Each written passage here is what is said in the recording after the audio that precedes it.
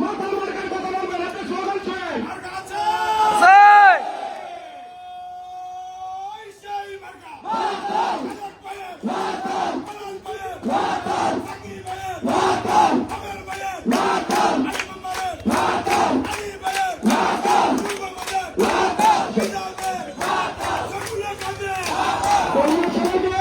আপনারা ইনশাআল্লাহ 12 তারিখের নির্বাচনে আপনাদের সফলতা যেভাবে আমরা স্বতঃস্ফূর্ত দেখছি, ইনশাআল্লাহ মনে হয়